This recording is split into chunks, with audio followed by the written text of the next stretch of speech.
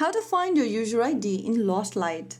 Hello everyone, welcome back to Crazy Gamer. If you are looking for a way to find your user ID in the Lost Light game, then the process is quite easy, so let's jump in. First of all, launch open the Lost Light game on your device, and once you're inside this lobby page, go to the upper left corner and tap on your profile icon or your avatar. This will open the player info section where you'll be able to see your user ID right underneath your player name. It will be typed in right after an ID, and your user ID is usually a long string of numbers, which is usually 10 digits long. Right after you spot your user ID, you can write it down in a piece of a paper or take a screenshot of this page. And you might need your user ID for customer support, account recovery, bug reports, and adding friends as well. So that's how you find your user ID in the Lost Light game. If you found the video helpful, don't forget to like, share, and subscribe to our channel.